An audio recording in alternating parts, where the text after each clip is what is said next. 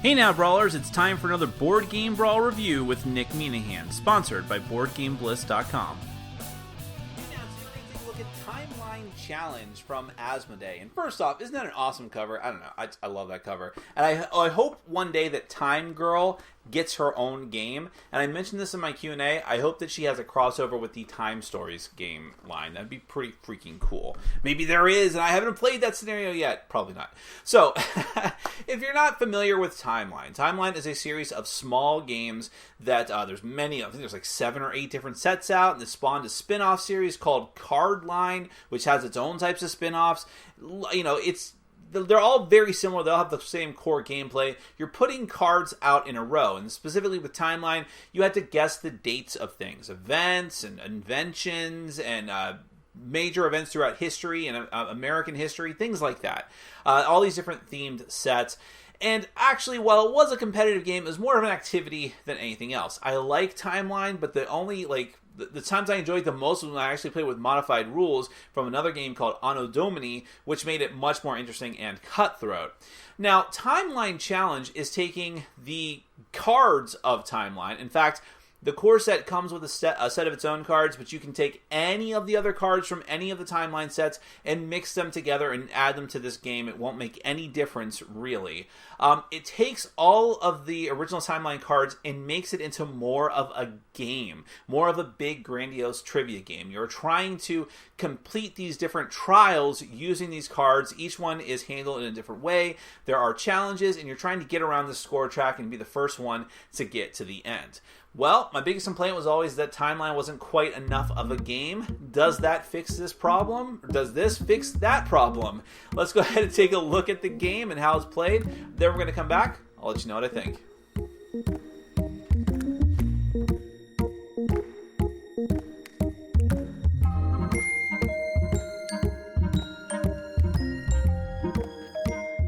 Alright, I'm going to give you a brief overview of Timeline Challenge. This is a competitive game for 2 to 10 players. Now, it's really a 3 to 5 player game.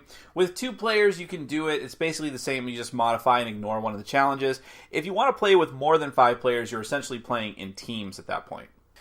Now, the goal of the game is to get your player piece to the finish circle. I was going to say line, but it's more of a circle. There's this spiral track that you're going to be moving your player pawns around. You have a different player pawns, a train, an airplane, a car, a spaceship, and a regular sailing ship.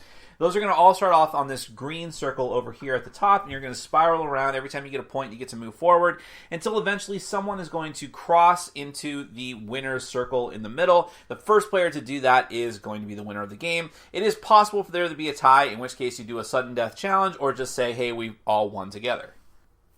Now, the way that you get points in this game to move around the track is through trials. All of these different colored areas on the board represent different trial areas revolving around the Timeline cards. Now, this version of Timeline Challenge, comes with its own set of, I believe, like 110 cards.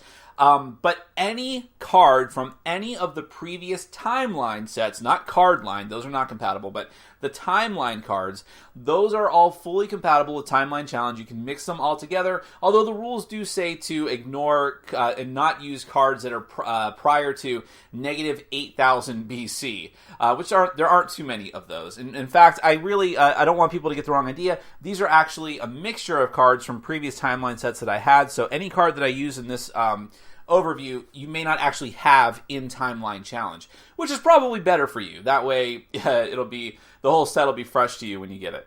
Now, if you're not familiar with the original Timeline at all, each one of the cards in Timeline represents either an invention or an event or some sort of special date. So this one says Benjamin Franklin's kite experiment. This one says the Stamp Act, the Boston Tea Party, the Declaration of Independence. I think you could probably tell these are all from one of the Americana sets. But anyways, on the one side, it's just the description and very nice looking artwork of the event. On the other side, and I'll just go ahead and say it, 1776. I had no idea that is the founding of, or the creation of the Declaration of Independence. So, on the other side, there will be the actual date. In this game, you are always going to have to keep cards with the date side down until otherwise instructed to do so. And you'll keep the stack like that, randomized. Now, each of the different trials in this game is handled in a different way. And the way that you determine which trial you even do is dependent on where the leader is. Whoever is in the lead, you look at the circle that they're in, and that will tell you which trial that you have to do. Now, at the beginning of the game, everyone is on green, so that's the first one that you're going to do, and that is down here in this section of the board. So, what you're going to start off doing when it's time for this trial, you're going to put a card in each one of the spaces here. And notice that there is a symbol, a shape, next to each of those spaces. Those symbols are going to let you know what you have to key in on your little little wheelie board here that you do have to assemble ahead of time. The board has those same symbols on the bottom here, so you can know that the circle corresponds to this number and so on. You only use the plus or minus sign in very specific challenges that require you to denote prehistory or Anno Domini. And so what you're going to do in this challenge is put these in order according to this top timeline at the top of the board. This is the challenge that you're going to use this in. Essentially, you have to look at this timeline, compare it to the cards that are out there in the green challenge, and denote on your player board which age, according to this, each of those is in. So, for instance, if the Declaration of Independence, and I believe this is true since I think I just saw it, was in 1776, but you didn't know that for sure, and you were trying to guess at it, but you said, I'm pretty reasonably sure it's between 1750 and 1820, then on your player board for that number, since that was the circle, I would go ahead and put a 5 there. And we're doing this in secret and you're not showing it to the other players. Then for the Boston Tea Party, well, actually these are all pretty close together, so I think it's probably also going to be 5. Although I might be wrong on that. No, I think it is. I don't think it's before 1750. Anyways, this is a game I usually embarrass myself in. But it goes on like that. You have to determine which of these different periods of time you think each of these cards corresponds to. When you have locked in all of your guesses, you will reveal to all the other players. You will flip the cards over and see if you were right or not. Haha, I was right. Yeah, I should have known that. And I would not have known that, though. I thought that was later. For every one of these answers that you get right, you get to move forward one on the track. If you get anything wrong, nothing happens. You stay where you are. Every player gets a chance to move forward like that, and then you move forward to the next trial. Now, since we're over here, the next trial we'll talk about is the yellow trial. This one is the correct date trial. So the Great Fire of New York. You are going to use your programming board to program as close to what you think the actual date is. And so the plus and minus is actually used in this case. Now, do you think that this happened in BC or AD? I'm pretty reasonably sure it's in AD. So I'll go ahead and put that on plus. And let's see, the Great Fire of New York, well, I don't even know. It's probably 17 something. No, it's probably 18 something. I'll say 1835. 1835 is my guess. Once everyone has locked it in and revealed, you flip it over. Okay, never mind. I'm stupid. You know, the thing is, the Americana and American history tests are probably supposed to be very difficult because they're for people in Europe. And I'm probably supposed to be very good at this, but I'm not. Events. That's what you're trying to do is get as many digits correct as you possibly can. In this case, I only got one. The 1. Whoopee. So I would only move forward one space. But if someone much smarter than me was able to get more digits or even get it exactly right, they can move up to potentially 4 spaces on the track. The next one we'll talk about is the purple trial. The purple trial is putting cards in order. Notice that it has the symbols up and above it, just like the above and below it, just like the other challenge. But in this case, we are trying to put the cards in order. So 4 cards are going to be put out on the board. And on your player board, you are going to secretly put 1, 2, 3, or 4 in each of the spots on your board, signifying which order from oldest to newest you think they have been. And I'm not even going to bother to guess. I'll probably get it wrong and embarrass myself again. But that's that. And when all players have locked it in, you flip it over and see who was right. Again, for every correct number that you guess from 1 to 4 in their relative positions, you're going to gain a point and be able to move around the track. Next is betting. Now this one's going to have to do with the track at the top of the board again. You're going to put a card down. In this case, it's the Death of George Washington. And you are allowed on your player board to put any numbers you want in each of the spots corresponding to one of those spots at the top of the board. So let's say, for instance, you knew with certainty that the death of George Washington was in 850. Okay, no, it's probably not that. It's probably between, I don't think he lived that long, so it was probably 1750 to 1820. Okay? So then in that case, you may say, I'm absolutely certain about that. So I'm going to put a 5 for every one of the choices on my player board. But you might say, maybe he lived a little bit longer, so I'm going to put 6 for a couple of them instead. The point here is that for every one that you bet, if you're correct, you get a point. So if it actually is 5 and I bet all 5s, I'd get 4 points. If I hedge my bets and put 2 5s and 2 6s, I would only get 2 points. And you can put 4 completely different numbers if you want in order to try and guarantee that you at least get something. But in any event, I just want to see if I'm right now. I think it's 5. $17.99. Booyah, sucker! That makes up for everything. Okay. And the final challenge. This one is a space between amount. So here we go. Again, I wish I didn't have all the White House, all the American history cards up front. That seems very American-centric of me. I don't mean it to be, but it just happened to be those cards that were on top. The White House is inaugurated and Thomas Jefferson is first elected president. This blue challenge means you have to decide how much time took place between those two events. You will indicate on your player board the amount of years, whatever that amount might be, and then whoever is closest is going to get 4 points and get to move up 4 on the track. So I honestly don't even know. I'm really showing my stupidity when it comes to my own nation's history. What? Okay, I'm pretty sure no one would have bet 0, so I think everyone would have lost that challenge. That's pretty funny. So that's all the trials, but there are 2 other things to talk about, and those are the challenges. Now, over here on the scoreboard, there's a line here with another little semicircle there with 2 people's faces, and there's another one here with a plus or minus. Whenever, there's only 2 of these, and whenever the leader passes through one of them, a challenge occurs. The challenge happens between the 2 players who are the lowest in points, furthest back on the track. Now, the first challenge is the sudden death challenge. This one actually is the closest to the original game timeline. First off, you start with the player who is furthest out, the player who has the least amount of points. That player is first going to start by taking the top card off the deck and flipping it date side up. First crop circle reported in 1678. That's interesting. So there's that. All right, I'm going to draw from the bottom and get some international cards going here. Hopefully, maybe. Probably not, actually. Let's just stick with the top. There's a lot of American history cards.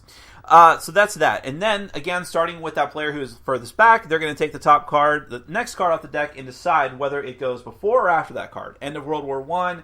Well, obviously that is here. So you flip the card over and see if you were right or not. If you're right, it goes on to the next player who's involved in the challenge, and that player has to make the same decision. The California Gold Rush, I think that was between these 2, and I was correct. So there you go. And this is going to keep going like this until one player gets it wrong. And when one player gets it wrong, they are eliminated. The remaining player is going to get 3 points on the track. The other challenge is the more or less challenge. That's the plus sign up here. And this one, this is my least favorite thing about the game. I'm spoiling my final thoughts of it. But essentially, the leading player of the game is going to act as the referee, take the top card off the deck, secretly look at the date on the other side. In this case, it's the first crossing of the Atlantic in an aeroplane, which is 1927. And then that player is going to talk to the 2 players involved in the challenge, and starting with the player who is furthest back, they are going to guess approximately when this thing happened. They're not going to guess approximately. They're going to guess a date. And then so let's say I said 1935, and then the leading player is going to have to say lower. At which point the next player is going to say, well, okay, I'm going to say 1901, and then the judge would say higher. And it's going to continue like this, lower, higher, until someone gets the exact date right, and whoever does is going to get to move forward 3 on the track. And that's it. That's pretty much the entirety of Timeline Challenge. You are using all of the Timeline cards, and plus the new cards that come in this set, in order to have different trials and challenges, and test your knowledge, and be the first player to get to the winner circle. Now, let's get to my final thoughts. By the way, before I forget, I'm using these card things now, and I hope that they're going well. They're pretty easy to integrate. But you can click on the card up in the top corner, and that should show you my review of Timeline, the original Timeline, and maybe some other games too that I think have to do with it if you want to check that out. So, on the Timeline Challenge, component-wise, I think the game looks great. I already talked about the cover and raved about that, but the actual components that you're looking at the whole time really look good too. That board just looks stunning and fantastic, and it's big and grandiose and really draws your eye to it. And everything is very clear and crisp. The little wheelie things, the player boards that you use to lock in your choices, the wheels are actually probably a little bit too loose, but they do their job well and they look decent. Even though I wish there was some sort of color differentiation. That'd be pretty cool too. Along with the little pieces that you have out there, while those look good, again, maybe it would have been better if they were actually colored as opposed to all having that same faux gold color. The Timeline cards, like all the Timeline cards, are great and they look fantastic, and you know, it is Timeline, but just on a grander scale. And I think that it works well. I mean, one of my issues was that there just wasn't enough meat to the game. This one certainly adds that. All the trials are pretty interesting in their own right. The only one I don't like, not a trial, but the challenge, is the guessing game, the over-under. It's just like, oh, come on. It is just random chance.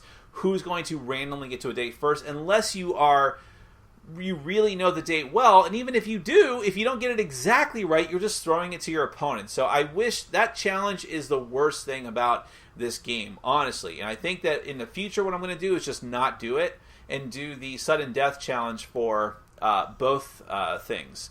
For both challenges, but because that's kind of fun. But other than that, I think the game is solid. There's a certain frustrating sense of stress that this game brings out in me because I am terrible at it. I am terrible at guessing dates, but sometimes you can just kind of fumble into it and do well anyways, and you only need to be slightly better than the other people at the table as well. And it's a lot of fun, and it's very surprising when you see dates pop up that you're like, what? That's when?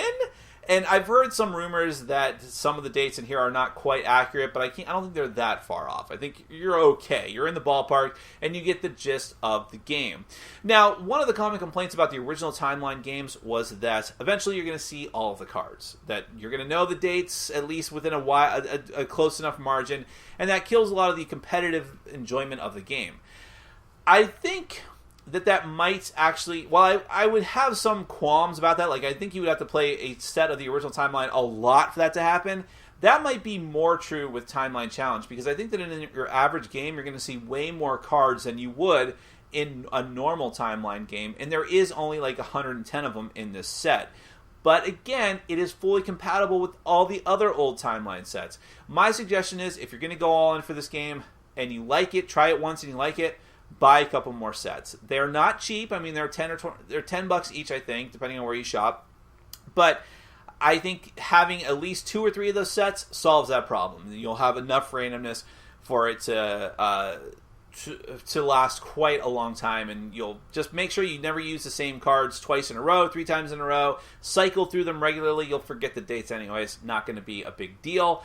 And I really enjoyed this. I did. So other people I play with didn't enjoy it because they just don't like trivia games that much, but I do to a degree. I think this one is smart. I think it works well. I like how every challenge is very different. Some of them use that chart on the top. Some of them is betting.